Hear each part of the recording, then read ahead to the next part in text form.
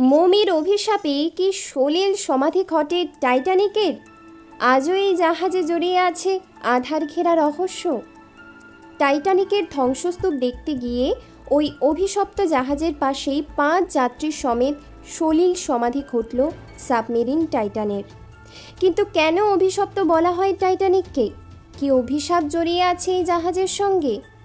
1912 সালের 14 এপ্রিল হিমশৈলের সঙ্গে ধাক্কা লেগে অতলান্তিকের বুকে তলিয়ে যায় টাইটানিক, যে জাহাজ কোনো দিন ডুববে না বলে দাবি করেছিলেন নির্মাতারা। প্রথম সমুদ্র সফরে বেরিয়েই তলিয়ে যায় বিশ্বের সর্ববৃহৎ ও সবচেয়ে বিলাসবহুল এই জাহাজ। টাইটানিক তৈরিতে সেই সময় খরচ পড়েছিল $7.5 মিলিয়ন। মোট 2200 যাত্রী নিয়ে সাউদাম্পটন থেকে নিউ ইয়র্কের উদ্দেশ্যে রওনা দিয়েছিল টাইটানিক। টাইটানিকের সলিল সমাধির পর শেষ পর্যন্ত প্রাণে বেঁচেছিল মাত্র 700 জন। মৃত্যু হয়েছিল 1500 মানুষের।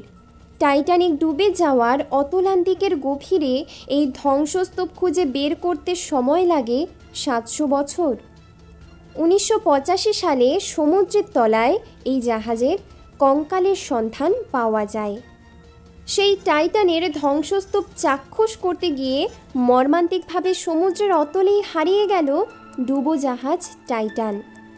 জলের নিচে বিস্ফোরণের জেরে টাইটান ধ্বংস হয় এবং এর 5 যাত্রীর মৃত্যু হয়েছে বলে নিশ্চিত করেছে অভিযান সংস্থা ওশানগেট।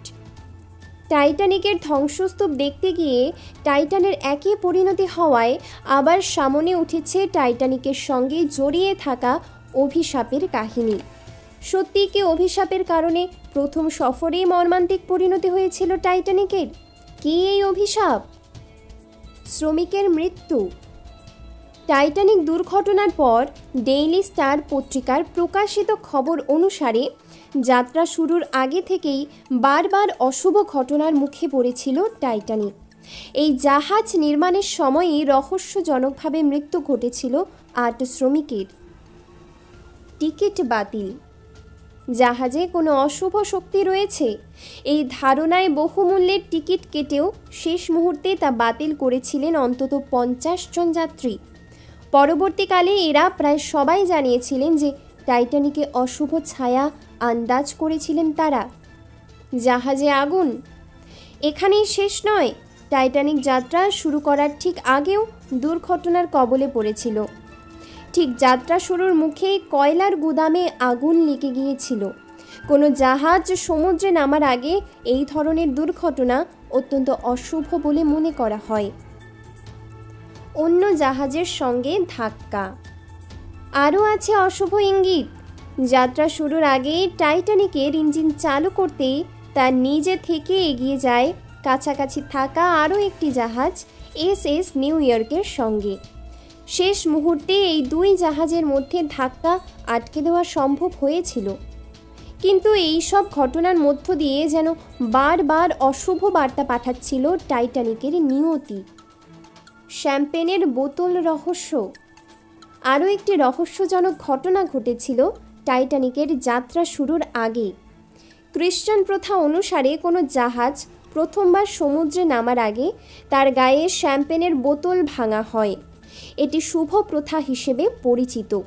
এর ফলে জাহাজটি সমুদ্রে সব রকম বিপদ থেকে সুরক্ষিত থাকে বলে প্রচলিত বিশ্বাস। কিন্তু টাইটানিকের গায়ে মেরে চেষ্টা করেও শ্যাম্পেনের বোতল ভাঙা যায়নি। মমির অভিশাপ।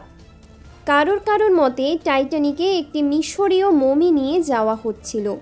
এই মমির অভিশাপ বিলাসবহুল জাহাজটিকে গ্রাস করেছিল বলেও অনেকে মনে করেন। অস্বাভাবিক হিমশৈল।